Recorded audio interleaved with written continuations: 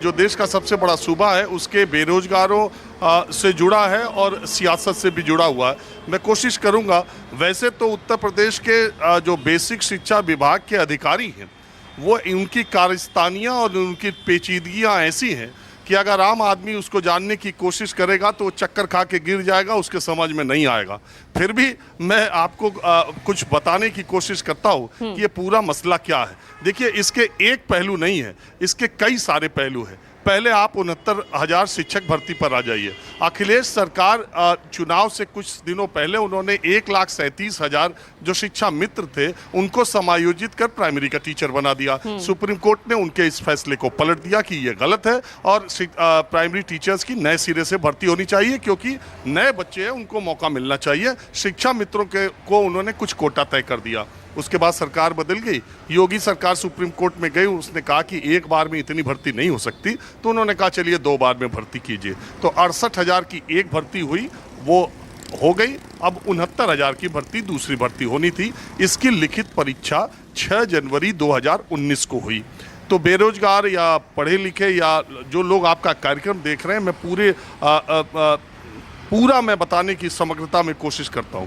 तो पहली बात तो ये है कि उत्तर प्रदेश में प्राइमरी टीचर की भर्ती वैकेंसी या परीक्षा जो अंतिम हुई थी वो 6 जनवरी 2019 को हुई थी। आज हम बात कर रहे हैं 18 अगस्त 2024। तो फैसले से उन सारे लोगों में न जाने कितनों को इन्हीं नौकरियों की बदौलत शादी हुई, उनका परिवार हुआ, उन्होंने एजुकेशन लोन लिया, उन्होंने होम लोन लिया, घर बनवाया, ऑटो लोन लिया, गाड़ी खरीदी और एक अच्छी ज़िंदगी जी रहे थे, क्योंकि प्राइमरी के टीचर गांव देहात के इलाकों में रहते हैं और जितना वेतन उनको मिलता है वो एक अच्छी ज़िंदगी, सम्मानजनक ज़िंदगी जीने के लिए काफ़ी है। हाई कोर्ट ने अपने फैसले में ये तो कह दिया कि जो लोग बाहर इससे निकाले जाएंगे उनको अभी मत निकालिएगा, मार्च तक इस सत्र तक रखिएगा। अब बताइए उन हज़ारों लोगों पर क्या गुजरेगी जो 4 साल की नौकरी के बाद हटा दिए जाएंगे। अब तीसरा पक्ष इसका ये, पहले तो अगर आप 100 सीट है तो आप पूछ सकती हैं कि ओबीसी को मिनिमम कितनी मिलनी चाहिए। तो ओबीसी को मिनिमम 27% उसको आरक्षण, यानी 100 में 27 सीट ओबीसी को मिनिमम मिलनी चाहिए। तो मैक्सिमम कितनी चाहिए? मैक्सिमम उसे 77.5% मिल सकती है। क्यों? क्योंकि वो 22.5% जो एससी और एसटी का रिजर्वेशन है उसको छोड़कर ओबीसी के लिए पूरा मैदान 77.5% का खाली है। इसी तरह एससी को 15%, एसटी को 7.5%। एक एससी कैंडिडेट को कहाँ तक वो पा सकता है? तो वो 27% को हटाकर यानी 73% पर एससी कैंडिडेट कभी भी नियुक्ति। क्यों? क्योंकि ओवरलैपिंग यानी सामान्य वर्ग में अगर आरक्षित वर्ग का व्यक्ति जाता है तो उसे सामान्य माना जाता है और आरक्षण में रहता है तो उसको आरक्षित वर्ग। यही पेंच फंसा इस 69,000 के शिक्षक भर्ती में।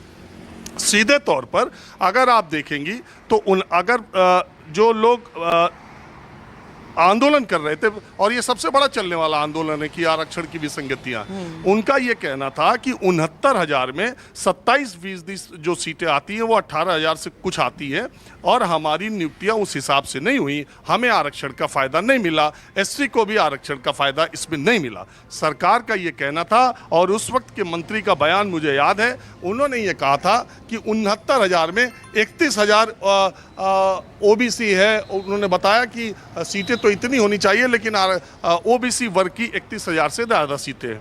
तो उनके उसी तरह से एससी का भी उन्होंने बताया कि जितनी सीट आती है उससे ज़्यादा चयनित हुए हैं। तो एक बारगी तो आपको लगेगा कि ओबीसी वर्ग के लोग तो इतना सेलेक्ट हो गए, फिर उनका विरोध किस बात का है।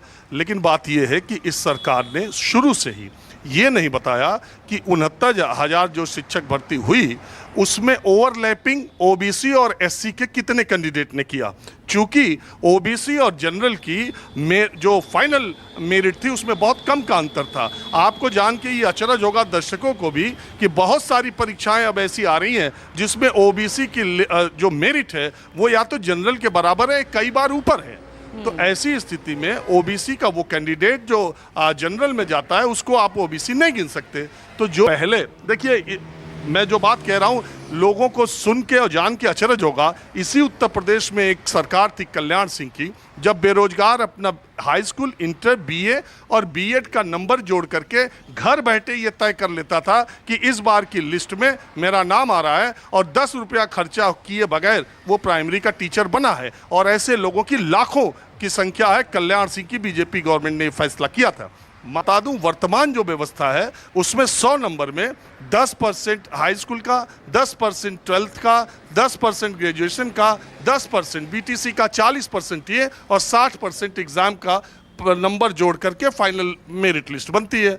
सरकार की तरफ से ये कहना है और आरक्षण की बात पे कि अगर आप सीटेट जो पात्रता परीक्षा है और सुपर टेट दूसरी परीक्षा है जो प्राइमरी के टीचर के लिए होती है, अगर आपने किसी एक परीक्षा में आरक्षण का फायदा उठा लिया है तो फाइनल लिस्ट में आपको आरक्षण का फायदा नहीं मिलेगा, क्योंकि कहा यह गया है कि आरक्षण आप एक ही बार ले सकते हैं और पोस्ट 69,000 है। तो जब तक 69,000 में आपको पूरा आरक्षण न मिले, सीटों में न मिले, तो बाकी आरक्षण का क्या मतलब है।